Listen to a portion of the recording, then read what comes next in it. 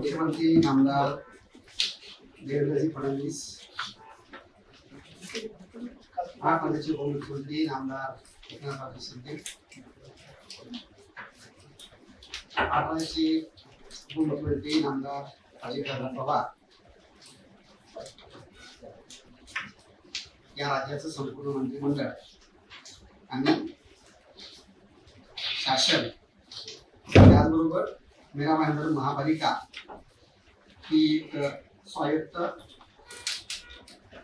आपण local body म्हणून त्या लोकल बॉडीचा बजेट मी आज आपल्या समोर सर्वांसमोर सादर करतो। या बजेटची ठळक वैशिष्ट्ये सांगायची झाल्यास हे टोटल बजेट आहे 2694 कोटी 89 लाखाचं। यामध्ये शिल्पीचं बजेट आहे आणि त्यामध्ये 84 लाखाची शिल्लक आपण या बजेटमध्ये दर्शवलेली आहे। या बजेटचं वैशिष्ट्य जर आपण बघितलं तर शासन म्हणून आजच्या 100 दिवसासाठी जो 7 कलमी कार्यक्रम सन्माननीय मुख्यमंत्री महोदयांनी पहिल्या 100 दिवसासाठी घोषित केलेला आहे।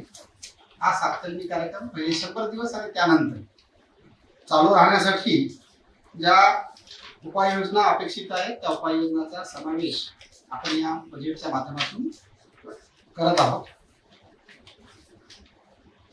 प्रशासन हे लोकाभिमुख असावं, पारदर्शी असावं, जबाबदेही असावं आणि शासनाची प्रतिमा पुढे नेणारं असावं ही जी माननीय मुख्यमंत्र्यांची अपेक्षा आहे, या अपेक्षेला या बजेटमध्ये आम्ही उतरवण्याचा प्रयत्न केलेला आहे। आम्ही जी जमा बाजू आहे आमची, त्या जमा बाजूवर आम्ही भर देणं चालू केलेलं आहे। मागच्या वर्षीची जी नक्त वसुली होती आपल्या मालमत्ता कराची ती 186 कोटीची होती। आपण आताच फेब्रुवारीमध्येच ती 207 कोटी क्रॉस केलेली आहे आणि आपले जे सुधारित अंदाज आहे त्या सुधारित अंदाजानुसार आपण ते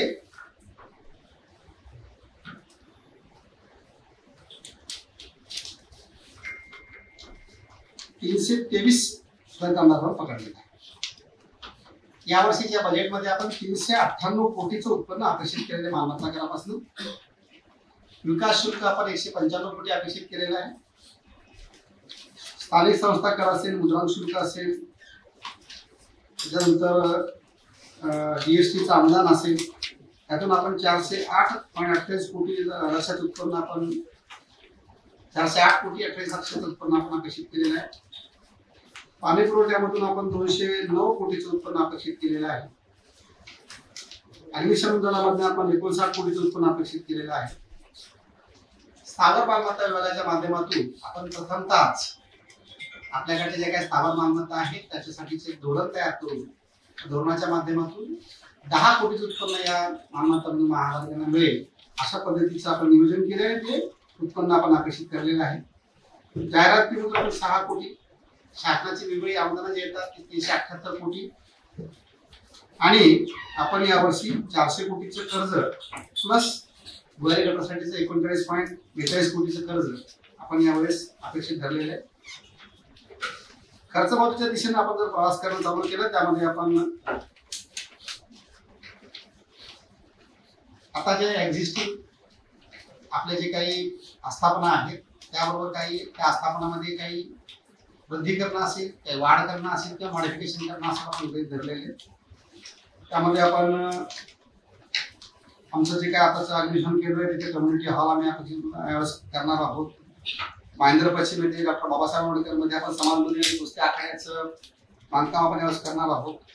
शासनाच्या ज्या मूलभूत सोयी सुविधा आहेत त्यासाठी जे विशेष अनुदान आपल्याकडे येतं त्यामध्ये विविध प्रकारचे माध्यम असतील, एनकॅपच्या माध्यमातून विद्युत वाहिन्या बसवणं असेल, घोडबंदर किल्ला संवर्धनासाठी आपण 10 कोटी आपण आपल्या निधीतून तरतूद केलेली आहे आणि आपला प्रयत्न आहे की हे शहरातले जे काही पर्यटन स्थळ म्हणून विकसित करायचे आहेत त्यामध्ये घोडबंदर किल्ला हा प्रमोट कसा होईल ह्यासाठी आपला प्रयत्न आहे।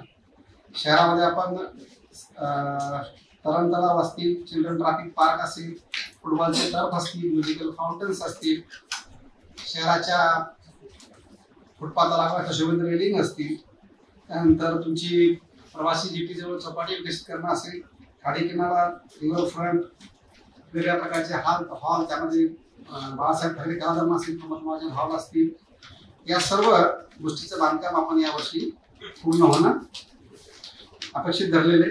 त्याचबरोबर शासनाच्या डॉक्टर बाबासाहेब आंबेडकर घोषणा केंद्र या योजनेअंतर्गत आपण घोडबंदर इथं भारतरत्न डॉक्टर बाबासाहेब आंबेडकर सांस्कृतिक भवनाची उभारणी करणार आहोत आणि केंद्र शासनाने आपल्याला नेमक्या धोरणाअंतर्गत यावर्षी पीएमई बस सेवांतर्गत आपल्याला बसेस देण्यासाठी सुद्धा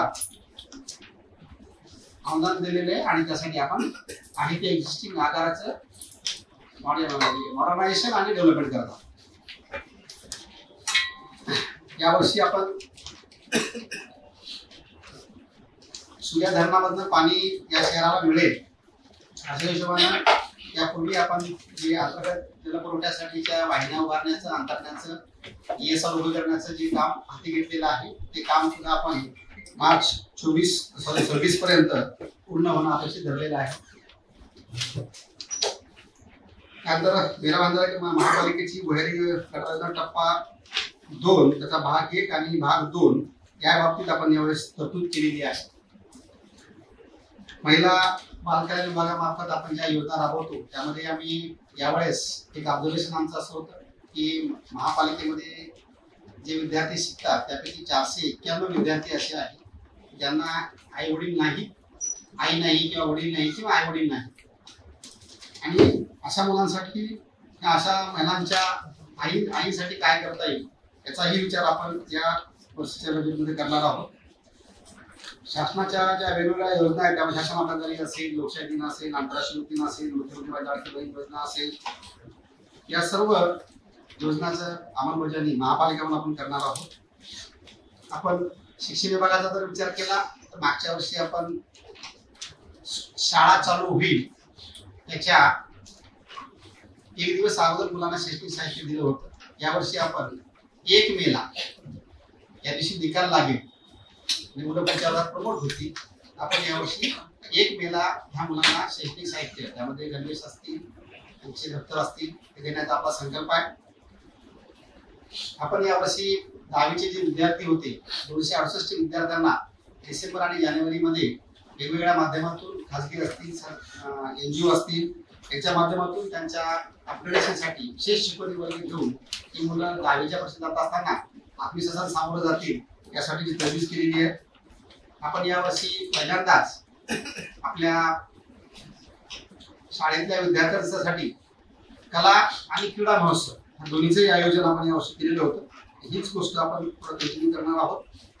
आपण शाळेच्या साठी सेंटर ऑफ एक्सलन्सच्या माध्यमातून आपण जवळपास 12 NGO ह्या 10 प्रकारच्या वेगवेगळ्या योजनांवर अलाइन होऊन एकत्र येऊन काम करतायत आणि हे काम आपण 4 शाळा सुरू केले ते वाढवत नेण्याचा आपला संकल्प आहे.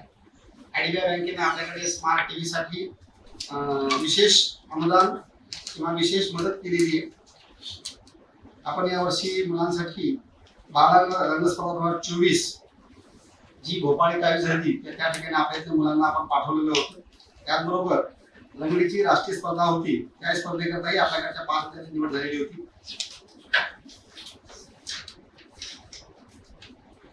खर्चाच्या बाजूमध्ये आणखी पुढचा विचार केला आपण मग आमचे जे नियमित खर्च असतील त्यामध्ये दैनंदिन तुमचे साफसफाई असेल, नाले सफाई असेल, पावसाळी पूर्व कामाचं नियोजन असेल, त्यामध्ये नाले सफाई असेल, धोकादायक इमारतीचा सर्वे करून त्या इमारतीच्या बाबतीत शासनाची कारवाई करणं असेल, इमारती खाली करण्याची कारवाई असेल, त्यानंतर धोकादायक झाडांचं सर्वेक्षण करणं असेल, त्याप्रमाणे त्याची छाटणी करणं असेल किंवा झाडं काढणं असतील याही बाबतीमध्ये आपण या बजेटमध्ये तरतुदी करून त्याप्रमाणे आपण प्रशासनाला आणि यांना सूचना देत आहोत.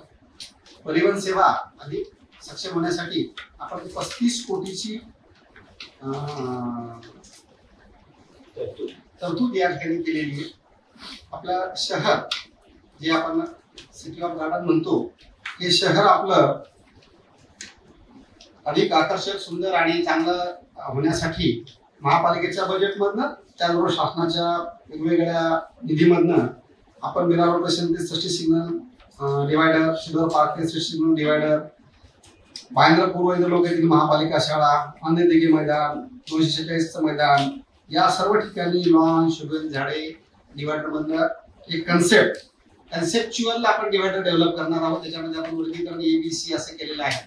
आणि ए प्रकारच्या डिवायडर मध्ये कुठल्या प्रकारची झाडे लावायची, बी मध्ये कुठल्या प्रकारची लावायची, सी मध्ये कुठल्या प्रकारची लावायची, त्याची झाडाची निश्चिती पण केलेली आहे. आणि ह्याच थीमवर आपण काम करत आहोत. आणि याच थीमवर आपण MMRDA ला सुद्धा मेट्रोच्या खाली जे त्यांना डिवायडर मध्ये झाडं लावायचे आहे ते लावण्यासाठीची कालच विनंती पत्र आम्ही दिलेलं आहे. वैद्यकीय आरोग्य विभागामध्ये यावर्षी आमचं डायलिसिस सुरू करण्याचं नियोजन आहे आणि पुढच्या 1 महिन्यामध्ये ते सुरू होणं अपेक्षित आहे आम्हाला. त्यानंतर बाकीच्या सार्वजनिक आरोग्य विभागाला बळकटीकरण करण्यासाठी सेंटर ऑफ एक्सलन्स इन हेल्थच्या माध्यमातून CSR फंड्स कसे आणता येतील हाही आमचा प्रयत्न आहे.